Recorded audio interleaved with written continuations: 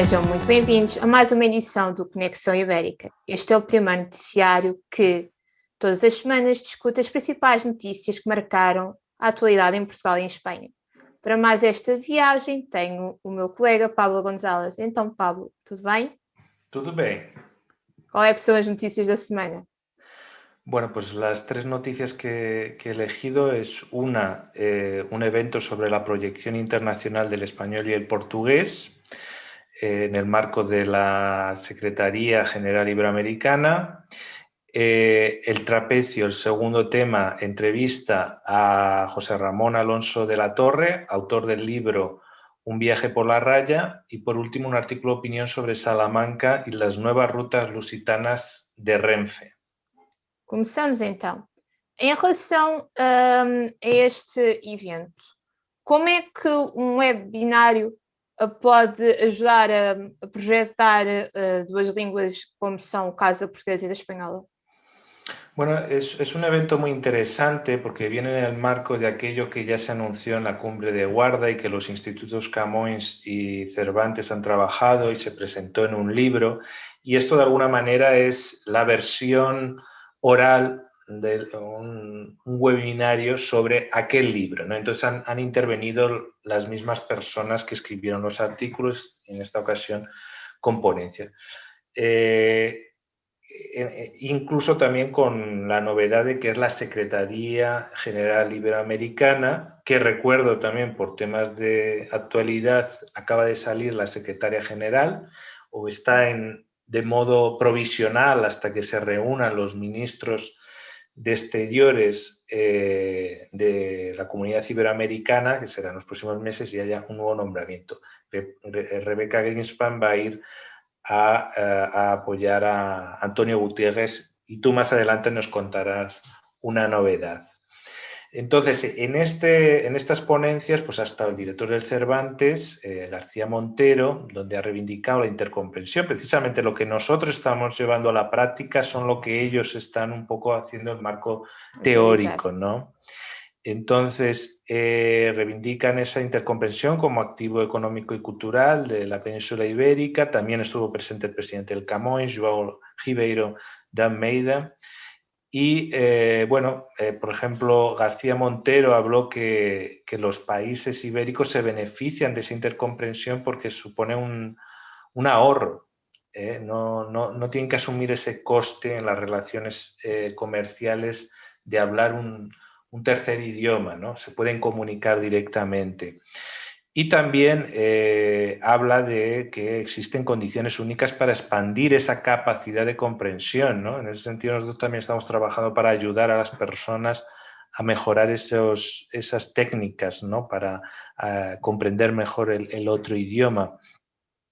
Y bueno, por parte del presidente del Camões dijo que la lengua portuguesa era una lengua de puente, de crear puentes, de interculturalidad, de diversidad, que es algo extensible, ¿no? a las dos lenguas ibéricas.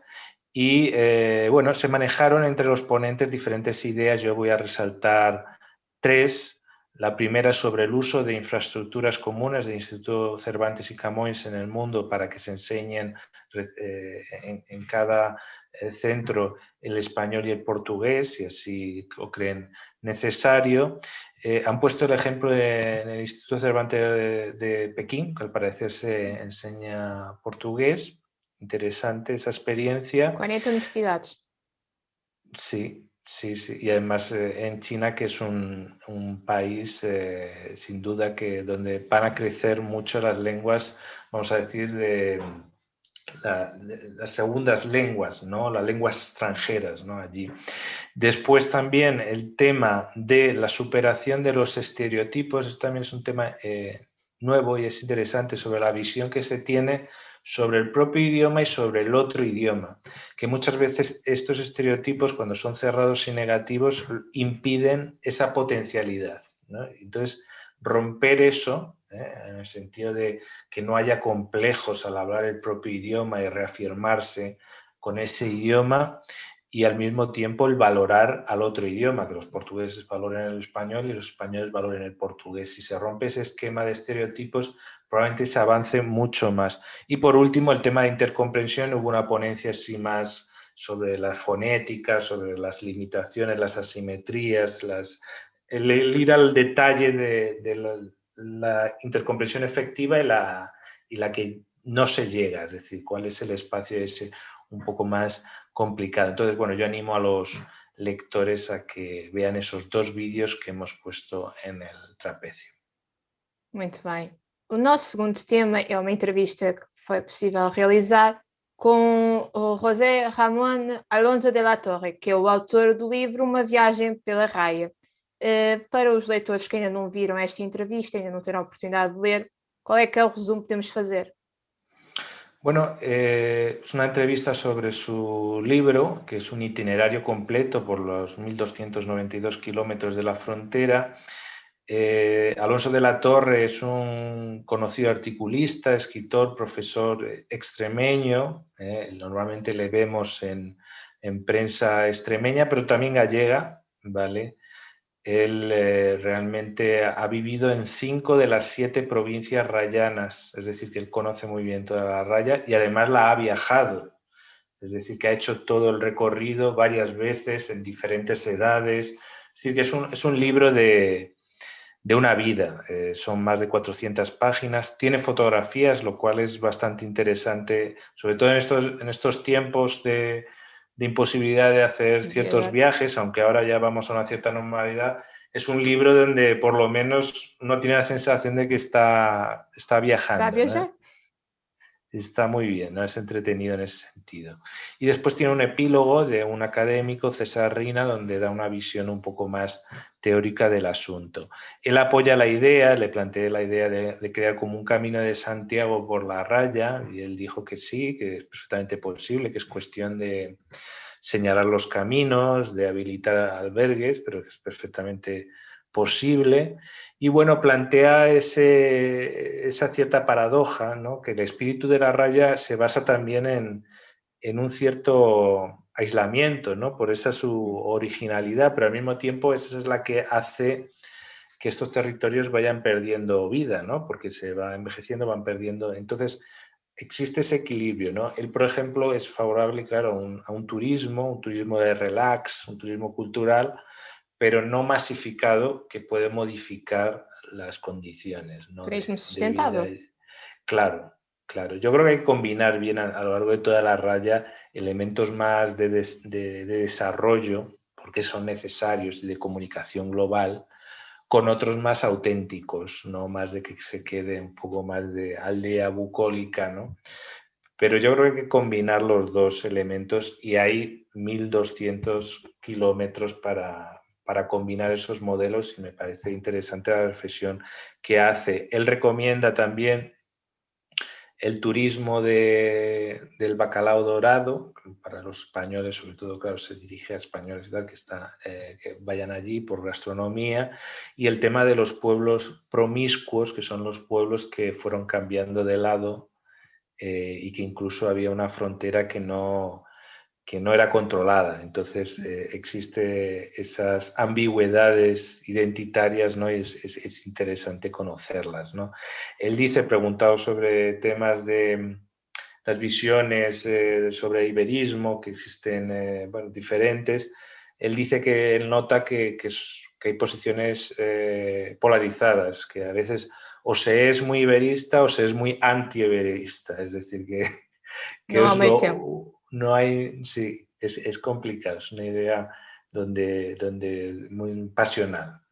Y bueno, él plantea que cree que Marcelo disimuladamente tiene algo de iberista, ¿no? Por lo que sus mensajes y por lo que incluso le ha podido conocer. Bueno, es un libro realmente que es imprescindible, os recomiendo que lo leáis y además la edición es súper bonita, la portada y todo está muy bien cuidada. Sé que llevaba tiempo porque muchos libros con el tema de la pandemia se han quedado ahí un poco en el congelador hasta que al final de la pandemia han ido sacándolos y lo ha ido mejorando y ha salido un producto muy, muy bueno. Muito bem. Já sabem, então leiam. Último tema dedicado à Espanha. Então, neste artigo, a Renfe, pelos vistos, tem novas rotas lusitanas, onde temos uma cidade espanhola que vai ser muito importante, certo? Sí, Salamanca, que bueno, para mí por razones personales, mis padres son de Salamanca y bueno, y en la universidad también la he frecuentado, tengo bastante afecto. No por ello entiendo, y el trapecio también entiende que tiene que armonizar los intereses regionales de toda la raya, ¿no? Y muchas veces vemos los gallegos piden una cosa, los castellanos otra, los andaluces otra. También pasa lo mismo, ¿no? Con el norte de Portugal, el Alentejo, la Beira. Existe eso. Lo que pasa es que, claro, cada uno barre para su casa y alguien tiene que armonizar los intereses, ¿no? Que nadie pierda con las conexiones y hay que negociar eso, pero sobre todo yo lo que pido sí que las conexiones con Portugal yo creo que son políticas de Estado y es positivo de que haya muy buenas conexiones para el turismo, para negocios, para cultura. Entonces no se puede ver solo por rentabilidad, aunque la cosa tiene que ser inteligente y creativa a la hora de establecer esas conexiones. Entonces, bueno, partimos de la situación de que Salamanca se ha quedado sin el Lusitania Express, sin el Sud Expreso, uno que va hacia Hendaya, Lisboa y otro Lisboa-Madrid, que se juntaban en mitad del camino, después se repartían los vagones, ¿no? Y cada uno iba a su destino y se ha quedado sin eso. Ahora mismo Renfe está pensando en la opción Extremadura, pero no deberían ser excluyentes, ¿no? O por lo menos en Lusitania, si lo llevan por Extremadura, que se mantenga el Sudexpreso. Eso sería bueno, porque Extremadura realmente, la vía de Extremadura se está mejorando, electrificándose hasta la frontera, también del lado portugués. Lo que pasa es que está siendo utilizada mucho por mercancías y hay un proyecto de Puerto Seco, eso es muy interesante, pero ya que la vía está mejorando, tiene que haber algún tipo de conexión de pasajeros con Portugal. Entonces, lo estratégico sobre todo es Salamanca-Guarda, porque a través de Guarda, por la línea de la Beira Alta y de la Baixa, tiene muy buena conexión, ¿no? Con Fundão, con Castelo Branco, con Covilhã, y por el otro lado, con Coimbra, Salamanca-Coimbra, es fundamental ese eje, o con Oporto, también con el O eixo norte. de educação. Claro, Salamanca-Coimbra, o eixo siempre de ha habido educação. esa conexión, de alguna manera. Siempre la ha habido entre las dos universidades históricas de España y Portugal. Y yo creo que los trenes que lleguen a Vilar Formoso podrían continuar hasta Salamanca. Yo sé que ahora hay ciertas obras y sé que ahora mismo es desde Guarda donde los trenes están ahora mismo teniendo servicio, pero bueno, esto es una cuestión de meses y ya se normalizará el servicio, pero creo que hay que garantizar esa conexión. Y después, al mismo tiempo, es verdad que el modelo Lusitania Express tenía aquel romanticismo, que es muy interesante, ¿no? Del Oriente Express, ¿no? De todas estas cosas, ¿no? Y en realidad son dos ciudades que están cercanas, o sea que tardaba 10 horas y media el tren. Y el tren realmente, fuera del romantismo, realmente es una paliza. Yo ya he ido, es verdad que no he ido en el camarote bueno, he ido en uno de turista y es una paliza y no es romántico ni nada. Y además no ves nada porque es por la noche. Pero aún así sí que es verdad que el producto de romanticismo existe. Y Renfe en 2022 va a utilizar un tren de lujo que tiene, de estos espectacular, que parece que estás en los años 20 con todo eso. Claro, vale su dinero. No sé si cada viaje 2.000 euros o 1.000 y pico euros. O sea que es una semana. Es como un crucero de lujo.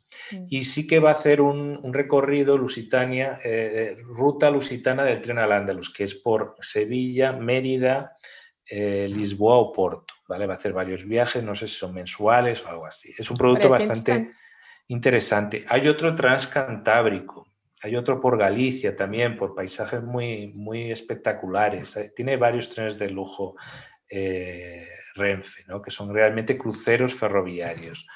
Pero claro, probablemente sería interesante uno de gama media para un público más amplio, donde hiciera un recorrido por Portugal y probablemente por las provincias limítrofes, rayanas de España. Sería interesante recuperar el Lusitania para uso turístico, pero de gama media. Creo que sería bueno.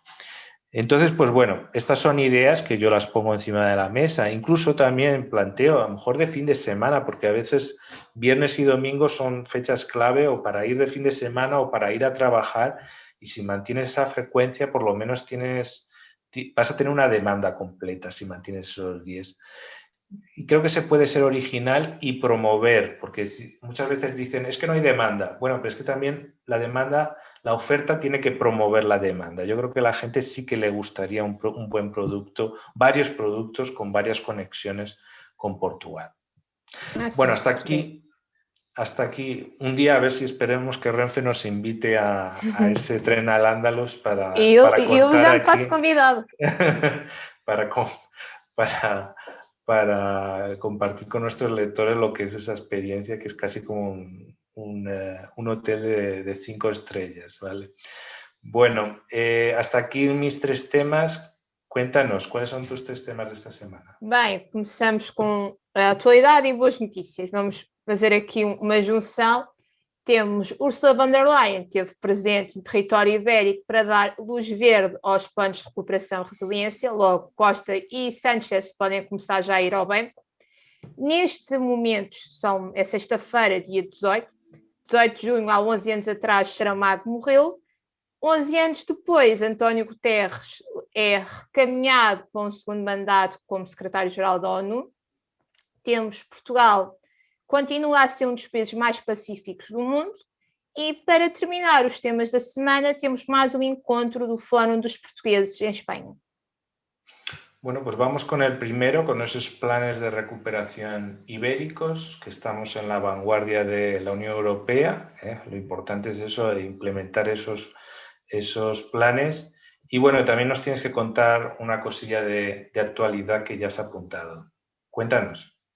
Bem, para começar, Lisboa e Madrid foram as primeiras paragens deste tour europeu que Ursula von der Leyen está a fazer e pronto, já deu a luz verde para os planos de resgate, ou os planos de recuperação, já que de resgate fazem lembrar o FMI e não é muito bom.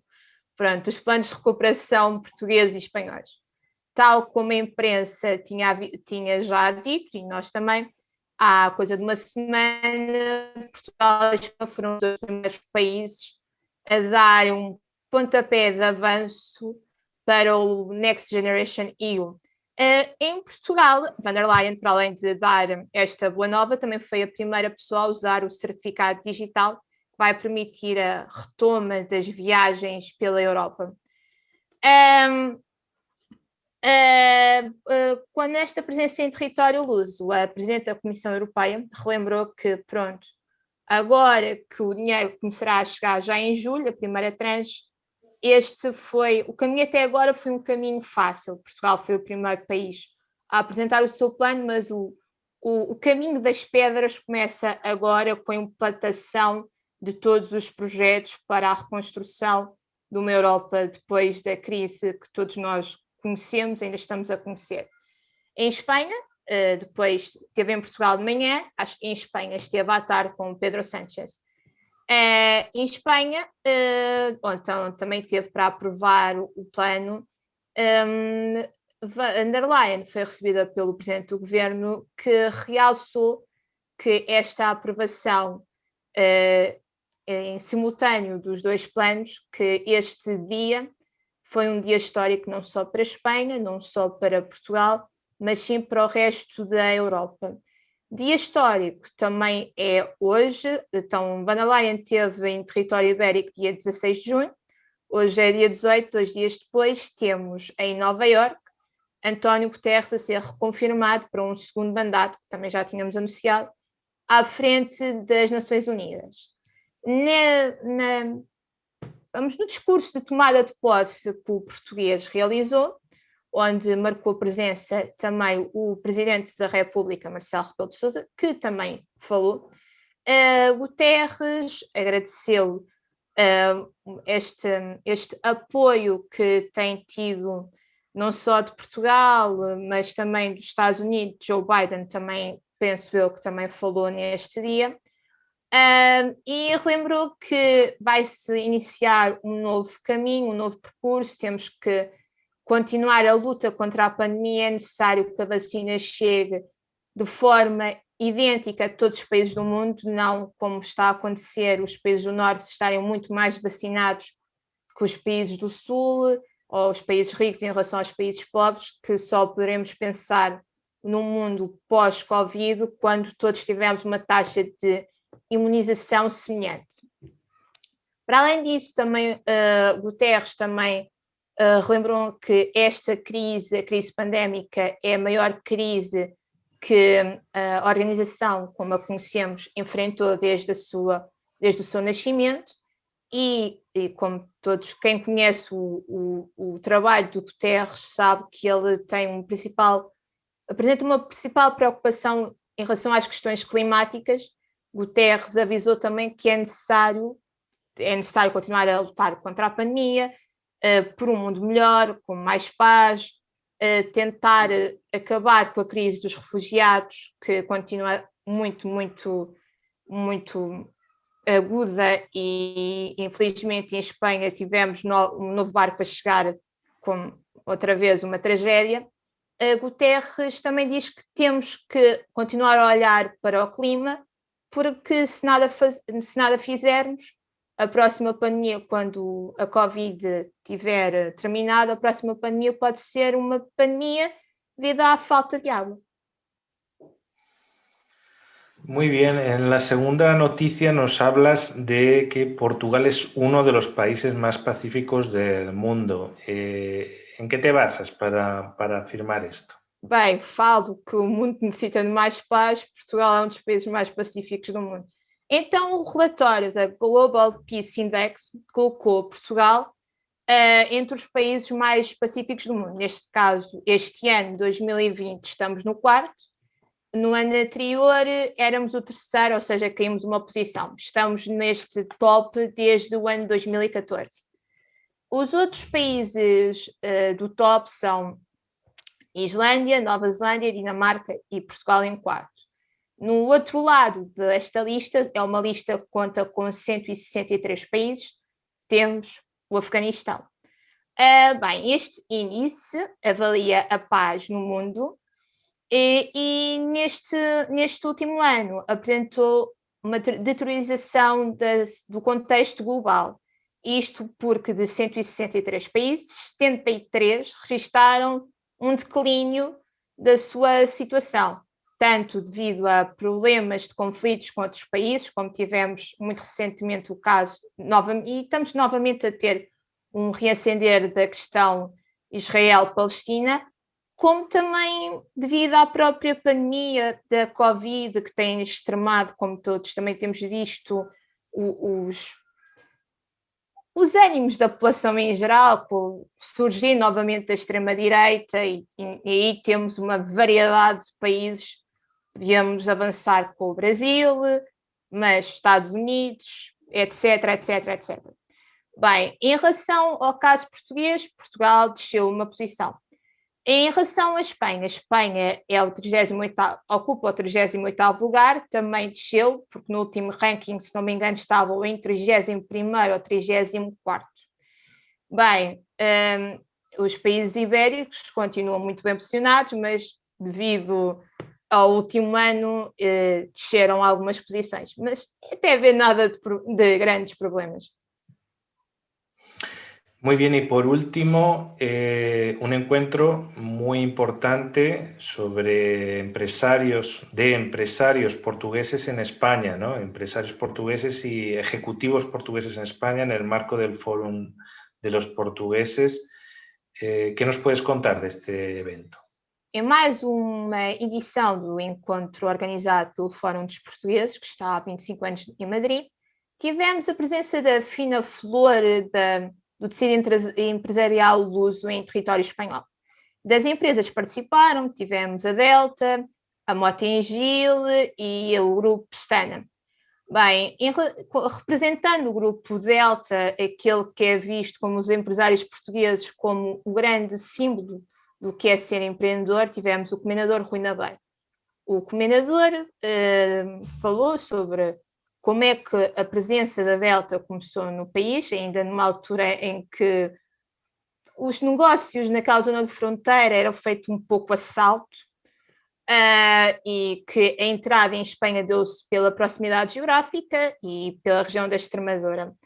E nesta conversa, o Comendador e tudo defendeu que era necessário uma maior entreajuda, uma maior compreensão não só entre as diferentes autoridades, mas entre os próprios empresários, e até deu a ideia de, no futuro, um futuro onde já não haja todas estas restrições, de uma feira de produtos portugueses.